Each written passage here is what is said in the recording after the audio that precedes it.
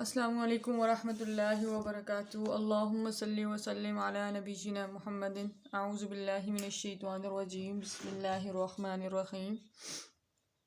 آج انشاءاللہ ہم اپنی اگلی تختی کا آغاز کریں گے جس کو بولا جاتا ہے حروف مرکبات۔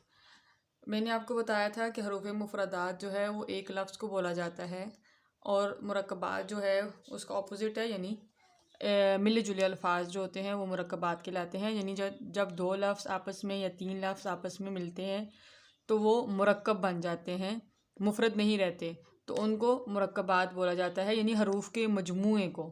جب حروف آپس میں ملتے ہیں تو ان کو مرکب کہا جاتا ہے، اور مرکبات جو ہے یہ مرکب کی جمع ہے۔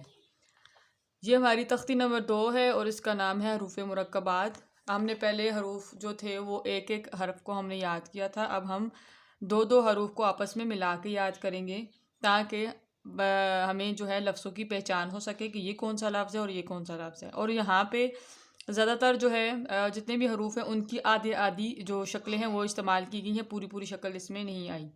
جہاں پہ دو حرف آپس میں جڑیں وہاں پہ جو ہے وہ ہر حرف کی آدھی شکل ہے، اور جہاں پہ ایک حرف لکھا گیا تو اس کی جو ہے پوری شکل لکھی گئی۔ جیسے یہ دیکھیں لام ہے اور یہ الف ہے۔ اب پہلے جو ہے جیسے ہم اس کی ادائیگی کریں گے، مخارج وغیرہ ساری چیزیں میں نے آپ کو آگاہ کی ہوئی ہیں، تو اس لیے ان کو اپنی اپنی جگہوں سے ان کو ادا کرنا ہے۔ تو سب سے پہلا ورڈ ہے الف، الف، لام، الف۔ لام کی ادائیگی کا بھی پتہ چلنا چاہیے اور الف کی ادائیگی کا بھی پتہ چلنا چاہیے کہ ان کو اپنے اپنے مخارج کے ساتھ ادا کرنا ہے۔ الف، لام، الف، لام، الف، با، الف، لام، الف، لام۔ اچھا، اب ہمارے پاس اس لائن میں تینوں جگہ پہ لام الف اور لام الف لکھا ہوا ہے، لیکن ان کی شکلیں چینج ہو گئی ہیں۔ اب یہاں پہ دیکھیں یہ آدھی شکل لام کی ہے یہ، اور ساتھ میں اس کے ساتھ ہے الف، ایسے یوں اس کو پڑھیں گے لام الف۔ لام کی اصل شکل اپنی ایسے ہوتی ہے، ایسے۔ جب ہم اس کو کسی حرف کے ساتھ ملا کے لکھیں گے تو اس کی آدھی شکل ہو جائے گی، یوں ہو جائے گی، ایسے ایسے لام الف۔ یہ شکل بھی لام الف کی ہے۔ آگے یہ بھی، اس کو بھی لام الف بولا جاتا ہے، یہ بھی لام الف ہے، اور یہ بھی لام الف ہے، یہ اس کو بھی لام الف پڑھا جاتا ہے۔ یہ بھی لام الف ہے، یہ بھی لام الف ہے، اور یہ بھی لام الف ہے، اور یہ لام کی پوری شکل ہے اور یہ الف ہے۔ آگے با۔ اب با کی جو ہے یہ اس کی آدھی شکل ہے، یہ با، جب اس کے ساتھ ہم الف کو جوڑیں گے تو یہ با الف ہو جائے گا، با الف۔ با تو ویسے یوں لکھا جاتا ہے، یوں، لیکن جب اس کو کسی حرف کے ساتھ ملا کے لکھیں گے تو اس کی آدھی شکل ہوگی اور یہ ایسے ہوگا، با الف۔ اگلا ہے، اگلا بھی وہی ورڈ ہے، میں نے آپ کو اس کی پہچان کروا دی ہے کہ لام الف کو اس طرح بھی لکھا جاتا ہے، لام الف، لام ہے۔ اچھا، لام اس طریقے سے بھی لکھا جائے گا، یہ ایسے، جب کسی حرف کے ساتھ جڑے گا تو ہاں ہم اس کے ساتھ جوڑ کے لکھیں گے تو یہ ہو جائے گا لام ہے، لام ہے۔ ہے کو اپنی مخرج والی جگہ سے ادا کرنا ہے۔ اگلا بھی ہے لام الف۔ یہ دو حرف جوڑ کے ہیں، کچھ میں نے آپ کو بولا تھا 3 حروف پہ جوڑ کے آئیں گے تو وہ یہ والے ہیں۔ اب یہاں پہ با اور لام کی ایک تو آدھی شکل ہے اور ساتھ ہی میں با کی پوری شکل بھی لکھی گئی ہے۔ یہ دیکھیں با لام با، یہ با لام با، ایسے ان کو اپنی اپنے مخرج کے ساتھ ادا کرنا ہے۔ آگے ہے کیف۔ یہ ایک ہی لفظ ہے تو اس کو ہم نے ایک ہی طریقے سے، اور کاف کی بھی مختلف شکلیں ہیں، ایک تو کاف اس طریقے سے بھی لکھا جاتا ہے اور یہ اس طریقے سے بھی لکھا جاتا ہے، کیف، کیف۔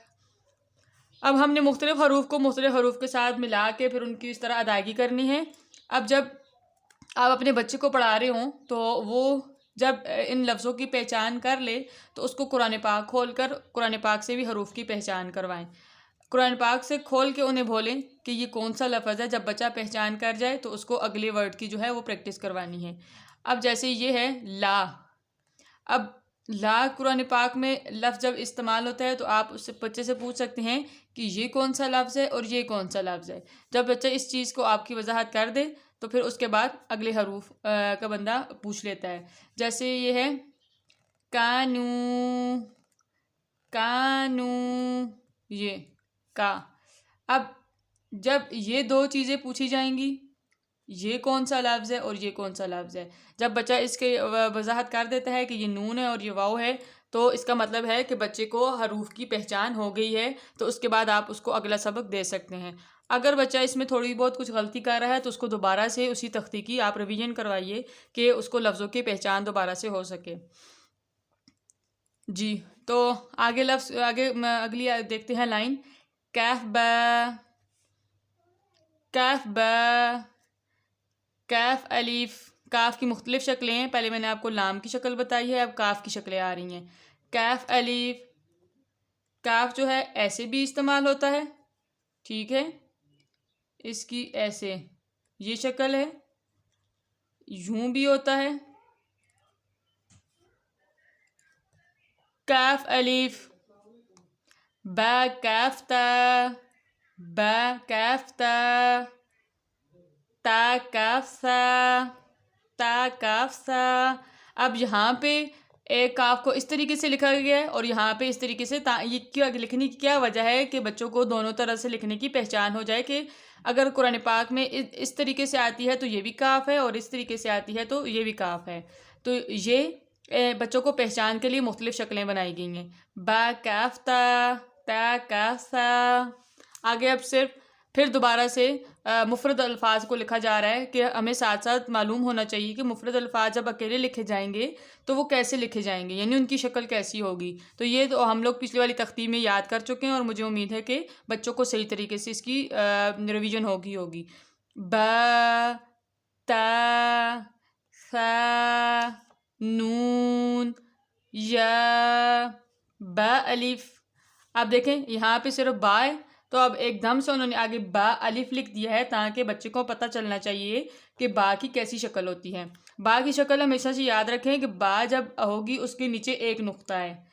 بعض اوقات بچے با اور یا میں فرق بھول جاتے ہیں، یعنی با اور یا میں کہ با کو یا پڑھتے ہیں اور یا کو با پڑھتے ہیں. تو با کی یہ پہچان ہے کہ اس کے نیچے ایک نقطہ ہوتا ہے اور یا جب لکھی جاتی ہے تو اس کے نیچے دو نقطے ہوتے ہیں.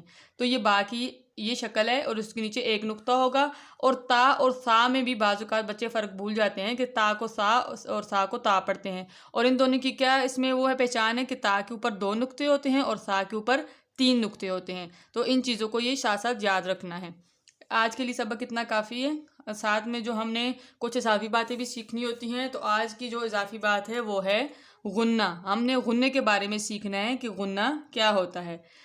غنہ کہتے ہیں جب یعنی ناک کے بانسے سے جب جو آواز نکلتی ہے، یعنی ناک کے بانسے سے جب ہم لوگ کسی چیز پر غنہ کرتے ہیں تو ناک کے بانسے سے آواز نکلتی ہے تو اس کو ہم کہیں گے غنہ. ناک کے بانسا کہتے ہیں جڑ کو، بانسا کہتے ہیں جڑ کو، اور جب یہ ناک کے بانسے سے آواز نکلے گی تو اس کو ہم کہیں گے غنہ، کہ یہ غنہ یہاں پر ہوا ہے. اور غنہ جو ہے وہ نون، غنہ اس سے جو ہے اس سے حروف غنہ نون اور میم ادا ہوتے ہیں. جب یہ نون اور میم آگے ان میں کب کس حالت میں غنہ ہوگا یہ میں آپ کو آگے آگے ساتھ بتاؤں گی. صرف غنے کی تعریف بتا رہی ہوں کہ غنہ وہ ہے یعنی جب خیشوم یعنی ناک کا بانسا جڑ اس سے جو ہے وہ غنہ نکلتا ہے. اور یہ نون اور میم جب نون کے اوپر دو زبر ہوں گے یا میم کے اوپر دو زبر ہوں گے تو یہ ان کے اوپر غنہ ہوگا. یعنی جب ہم ناک میں تھوڑی دیر کے لیے آواز کو ٹھہراتے ہیں، جب نون دو زبر نن، میم دو زبر من، یہ جب ناک میں تھوڑی دیر کے لیے آواز ٹھہرتی ہے تو اس کو غنہ کہا جاتا ہے.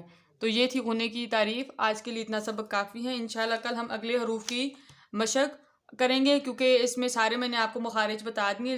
بس اب یہاں پہ ہم نے صرف ان حروف کو جوڑ کے اور ان کی مشق کرنی اور ان کی پہچان کرنی ہے کہ یہ کون سا لفظ ہے اور یہ کون سا لفظ ہے، ہم نے کدھر اس کو کیسے پڑھنا ہے. تو یہ اتنا انشاءاللہ آگے نئے سبق کا آغاز کریں گے نئی ویڈیو میں. جزاک اللہ خیر. صدق اللہ العظیم. السلام علیکم ورحمۃ اللہ وبرکاتہ.